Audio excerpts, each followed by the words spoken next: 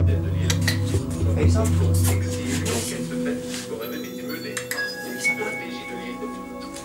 Dans son livre, Joël Spess s'accorde de 3 pages à sa dernière enquête, celle sur le Carlton et son réseau de proxénétisme. Mais ces 3 pages, pour les avocats de la défense, entachent ce procès du soupçon d'une enquête officieuse qui n'a qu'un seul but, faire tomber Dominique Strauss-Kahn. Ce que dit l'ancien patron de la clinique lilloise, c'est qu'une enquête a démarré en juin 2010, 8 mois avant que la justice ne se saisisse du dossier.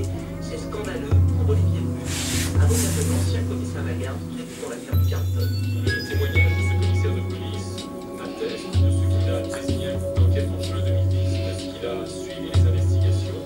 Et pourtant, l'enquête officielle ne commencera qu'en février 2011, où sont passés les 8 mois d'enquête de juin 2010 à février 2011. Le tribunal demandera certainement juger à M. Bru s'il était au courant des luttes administratives menées avant le début de l'enquête judiciaire. Si elles ont existé, elles ont dû être ordonnées que par le Premier ministre.